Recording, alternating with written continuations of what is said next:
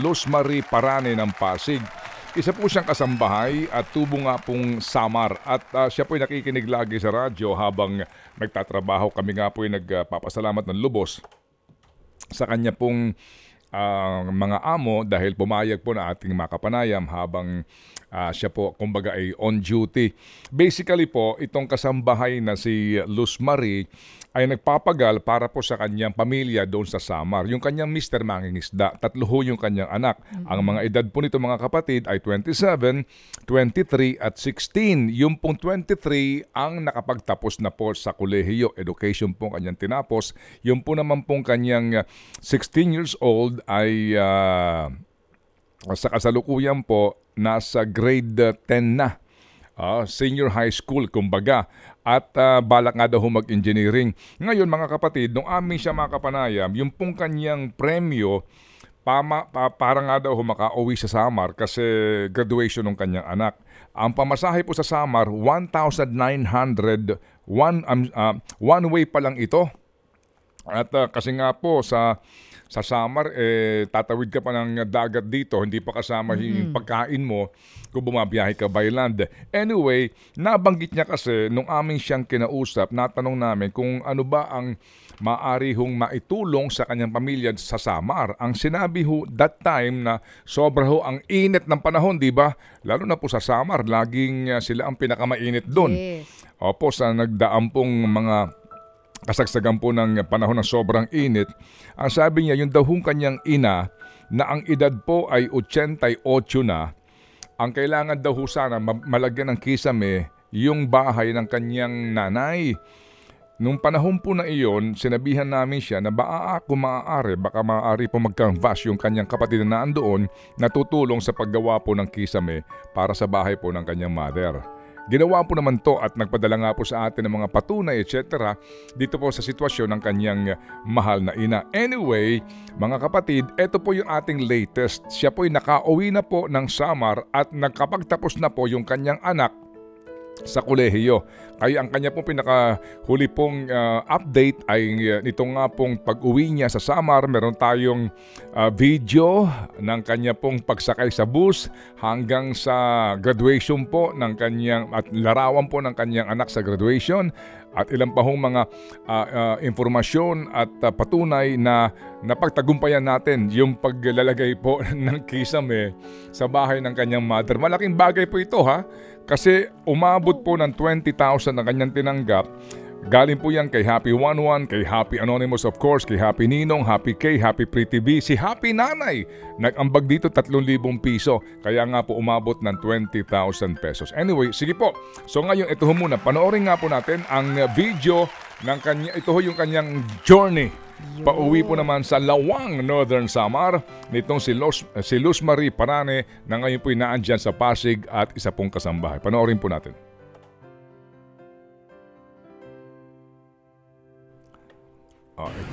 Ito yung video. Pagsakay niya ng bus. Yung picture niya, hawak yung ticket. Ang bilis naman. Ito na kagad yung graduation. Bilis na karating sa Samar. Ito na ho yung picture. Ginugulat mo ako dito, Seth. Ito na yung picture ng kanyang education graduate kasama yung tatay niya Mangingisda at si Luz Marie. Ayan. Alright, pagkatapos po dito yung video ho naman na yung kisame ay inaayos na. Ito ho yung picture ng kanyang buong pamilya. No? Proud parents nga. Ito yung mga larawan po ng graduation. Kakausapin natin siya. Certificate of Recognition kay Carol. Yan. Parane. Ito ho yung kisame na ginagawa pero ngayon hindi pa ito gawa, no? Asa na yung video na naikabit na yung kisame. Ito yung una na binuo po yung bubong ng bahay ng kanyang nanay. Inuna siyempre si nanay kasi nga 88 years old na raw po at sa sobrang init baka kung ano po mangyari sa kanya. Alright, andyan na ba yung video? Sige, habang wala pa yung video, ito muna, kausapin na natin, Seth. Habang hinahanap niya pa yung kaukulang video ng completion. Ano itong video na ito? Okay, pwede natin Ma'am pakinggan. Chacha po. Apo. Magandang hapon. Ito na po yung, yung kisame. Tapos na po. Ayun, oo nga. Tapos na. po siya. So nag-video si Luz Marie doon sa bahay ng nanay niya. Buo po ito.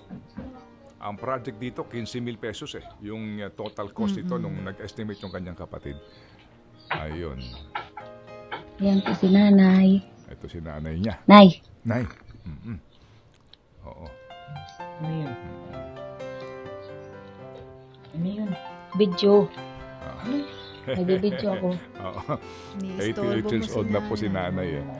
Yung bahay po nila, kagaya po ng marami sa mga lalawigan, gawa sa bato, pero hindi po kompleto. Maraming salamat po, Sir Ted Python at kay Ma'am Digita Chacha po. Maraming salamat po sa lahat po ng staff ng Radyo 5. Maraming salamat po sa inyong lahat. God bless po. Okay. Sige. So, Meron pa siyang pinapakita na resibo Opo. So kanyang lahat po ng binili na lahat ng materyales. kanila pong pinagkagastahan dito po sa ating proyektong ito. Natutuwa lang ho kami kasi alam nyo, marami pong tulad ni Luz Marie na nasa Metro Manila, nasa mga lungsod, kasambahay, nagtitiis. Di po ba? Bakit? Kasi may umaasa po sa kanila sa probinsya. Parang OFW din. Ganun po naman yun, no? At sa hirap, araw-araw, pero lahat ay napapawi kapag nakita mo ng pumapanik ng entablado ang anak mo. Nakitang-kita mo yung resulta ng iyong pagpapagal. Kaya muli po kami nagbibigay pugay sa lahat po ng mga magulang na nakikinig ngayon na pareho pong sitwasyon. Naghihirap para po sa kinabukasan ng kanilang mga anak. Mabuhay kayong lahat. At mabuhay ka, Luz Marie Parane. Hello, good morning. Good morning po, sir.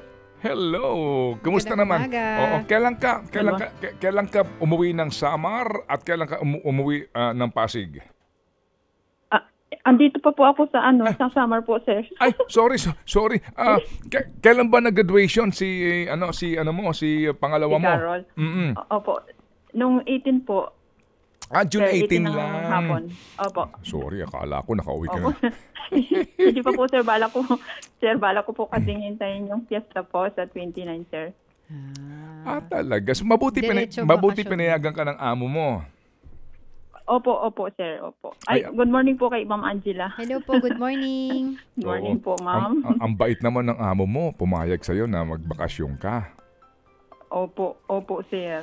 Okay. Mabait po sila. Ay, salamat po na marami. Thank you, ha. Opo. Sige, so, Luz Marie, kwentuhan mo naman kami. Itong graduate mo ngayon, education ito, kailan daw siya balak niya mag-board?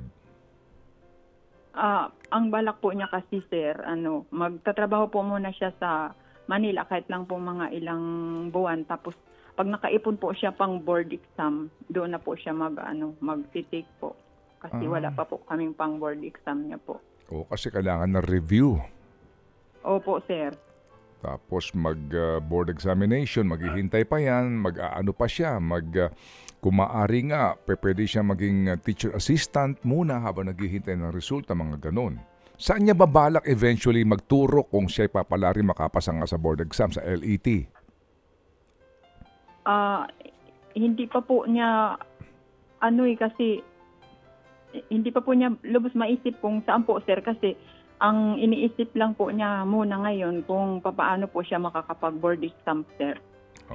Kasi may gastos. Opo. Tapos, pag nakapasa na po siya, doon na daw siya mag-isip kung saan siya po mag-a-apply. Okay, sige. So, ano ang balak niya maging trabaho sa Maynila? Maghahanap po siya, sir, ng mga available po. Yung makakapasok po siya kaagad, sir. Hindi pa po niya sure kung saan po siya pwedeng mag-apply. Maghahanap po siya ng mga available. Opo. Siya ba'y nagtanong na kung sakasakali saan siya pwedeng mag-review at kumuha ng board exam? Hindi pa po, sir, kasi wala pa po kaming idea. Hindi pa po. Okay, sige. Yung panganay mo, kumusta naman? Okay naman po siya, sir. Tapos ngayon, andito po muna siya sa ano kasi katatapos lang po niya yung second SIM. Tapos bakasyon po sila. Babalik po sila itong July po. Saan nag-aaral to panganay mo at anong kurso? Office administration po. Nasa Katarman po siya, sir. Tapos nag-board po siya doon kasi medyo malayo po dito sa amin. Okay, oo. At itong panganay mo na ito, nag-working student muna siya. Pero ngayon, full-time ba siyang estudyante? Opo, sir. Kasi sabi niya, hindi daw po niya kakayanin pag nagtatrabaho tapos mag-aaral. Anong pangalan nito? Christy po. Babae ito, di ba? Opo, sir. Opo. Ito nga sa picture kasi katabi nung mister mo. No? Itong mister mo, nangingisda pa rin siya. Opo, sir. Kagabi nga po, pumalaot po siya. Kauwi lang po niya ngayong umaga. Oo. Ang bunso ninyo, ito yung lalaki. Opo. Siya po, sir, yung si-senior high po, itong pasukan. Okay, sige. Ito muna. Kumusta naman si nanay? Okay naman po siya, sir. Hindi na po siya doon mainit, sir. Tuwang-tuwa nga po sila, sir, eh. Sir, ang bahay po nila hindi po dito sa Samar. Andun po sila sa may Caloocan po, doon sa may Bagumbong. Opo, sir. Andun po sila, sir. Nalito ako. Doon ka pala nagpakisame. Opo, sir. Kaya pag nagdidiop po ako, sir, kaya nalalaman ko po na mainit kasi pag nagdidiop po ako, doon po ako pumupunta, sir, sa nanay ko. Okay, sige. No, walang problema. No? Nagkaroon lang tayo dito ng kalituhan. Pero importante na pagtagumpayan natin yung ating misyon, no? Na mapagawa yung bahay na nanay mo. Lubos-lubo po silang, pati po ako, nagpapasalamat po ako sa lahat po ng nagbigay. Kasi hindi na po mainit daw po doon. Actually, hindi pa po ako nakapunta kasi umuwi po ako. Sige. Okay, ganito. Luz Marie, naandyan ba yung, yung si Carol? Opo, sir. Nandito po siya, sir. Pwedeng kausapin? Sandali lang po. Sige. Kausapin. Carol, kausapin natin. Carol, halika. Kakausapin ka ni Angela. Opo, sir. Sige. Kakausapin natin si Carol. Yes po, hello. Mopay nga aga, day. Good morning po. Maupay po nga aga. Mopay nga aga. At congratulations, nakatapos ka na ng education. No? Yes po, thank you po. Sige. So, anong balak mo, kamo? Magtatrabaho ka muna sa Maynila para ka makaipon ng pang-board exam mo? Yes po, sana. Pero hindi ka pa sure kung saan ka pupunta? Yes po. Yung balak ko po talaga is mag-a-apply muna ako kung saan ako available kasi medyo mahirap po kasi yung kurso ko po kasi elementary education. Medyo mahirap po kasi maghanap ng slot kahit sa mga private schools, mahirap po kasing maghanap ng ma-applyan. Pero sa DepEd kasi sinasabi lagi meron namang opening, no? Sa DepEd, yun sinasabi nila. Wala po, sir. Pagka sa probinsya po kasi talaga wala po talagang ganong slot. Tapos, opo. Sa probinsya kasi pag nakapasa ka na ng board exam, may ranking system, 'di ba? Alam mo 'yan, no? May ranking system. So may mga waitlist 'yan, may mga rank 'yan. At dito, mawalang galang lang, usually palakasan, no? Kailangan ng mga endorsement, 'di ba? Rekomendasyon ni congressman, ni governor, ni mayor. May mga ganung usapin. Alam natin 'yon. Anyway, kasi ganito, kung sakasakali bang ikaw magre-review, saan ito? Sa Lawang din?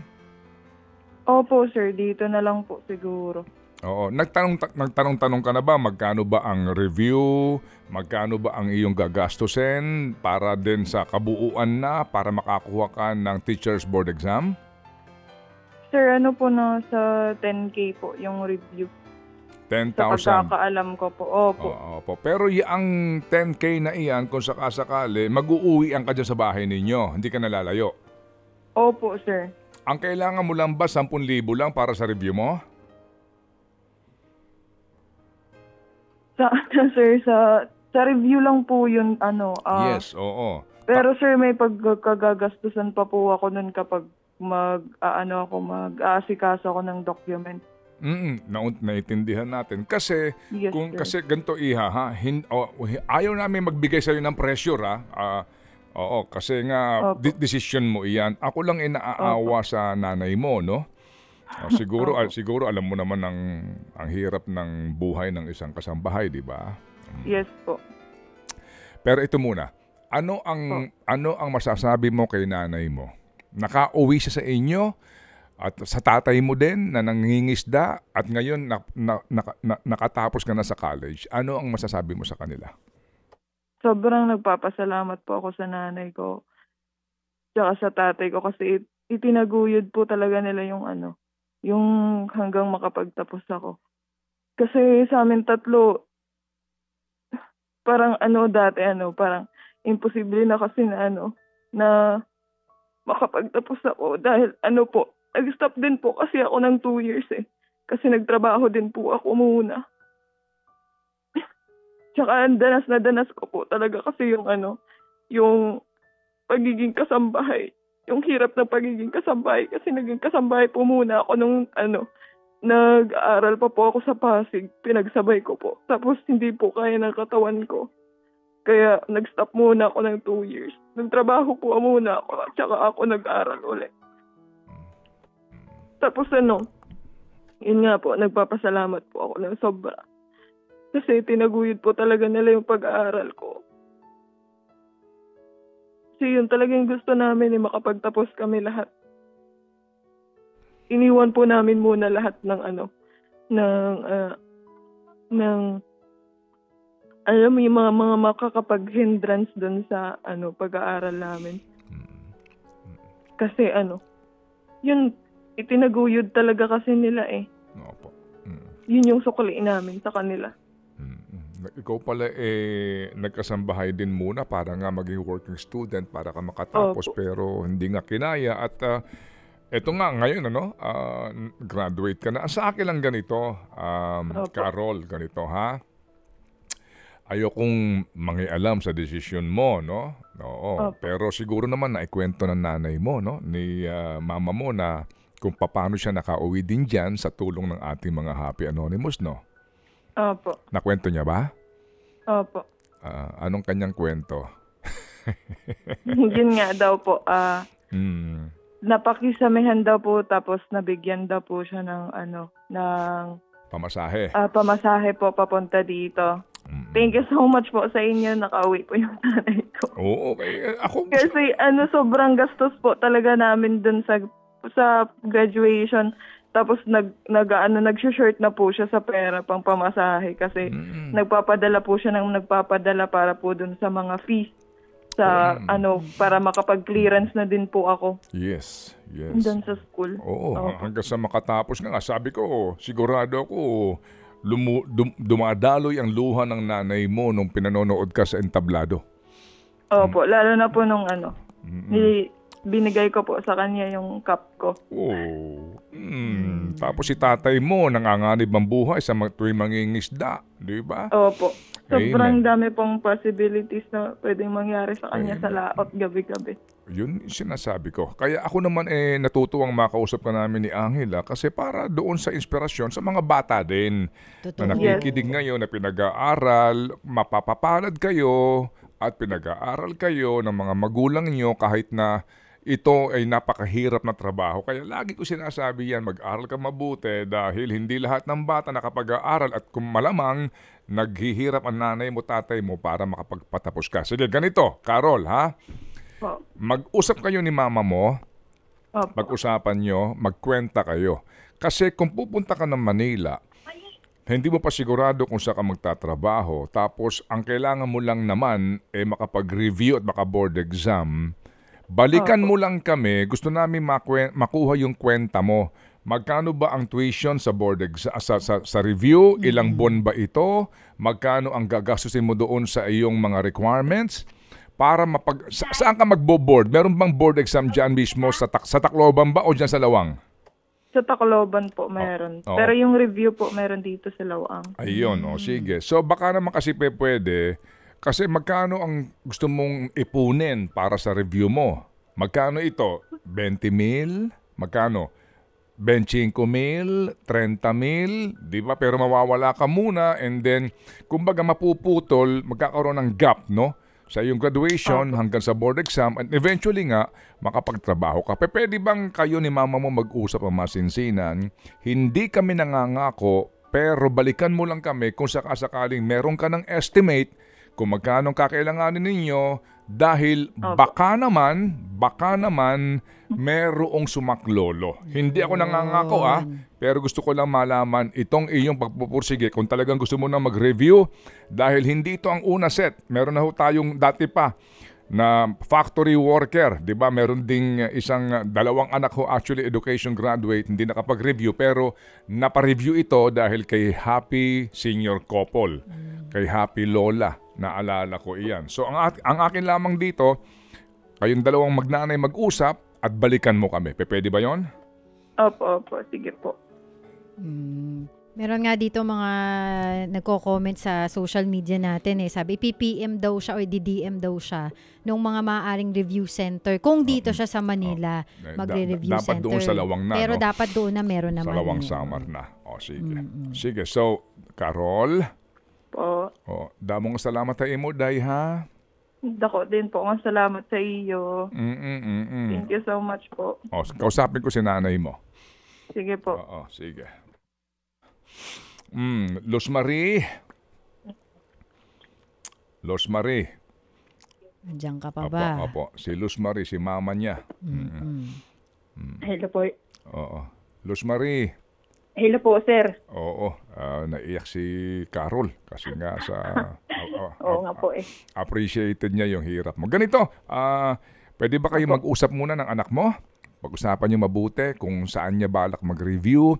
Ang sabi ko sa kanya, baka pwedeng magkwenta siya, magkano bang kailangan sa review center, magkano ba yung gasto sa mga requirements, at pagkatapos nun, kailan ba ito magsisimula, no? O yung kanyang plano, balikan mo kami.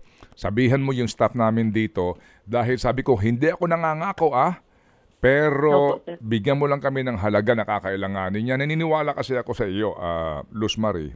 Maraming salamat po, sir. Opo, sir. Gaya nung kung nakikinig ka sa amin, di ba halos araw-araw sa pag nasa Pasig ka, di ba? Opo. Oo.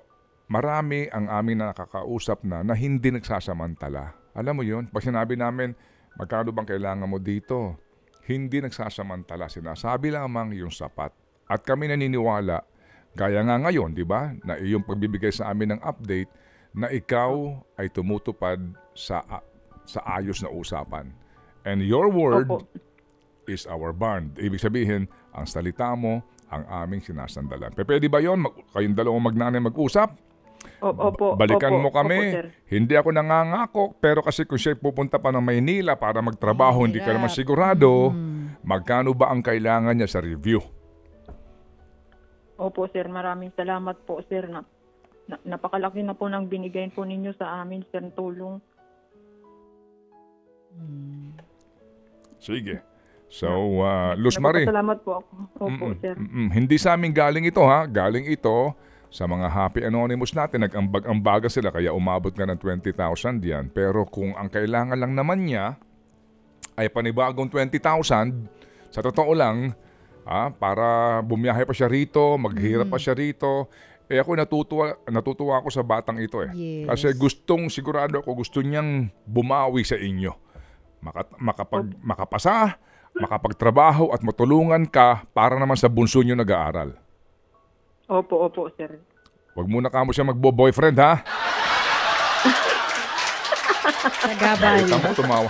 Sa gabal. Umiiyak Baka naman may boyfriend na, nanay. Baka meron na pong boyfriend. Okay. Tatanungin ko po. Sige, anyway. Sige. So, Luz Marie, salamat na marami sa iyo. Balikan mo lang kami. Okay? Opo, sir. Maraming salamat po, sir. More power po sa program niyo, sir.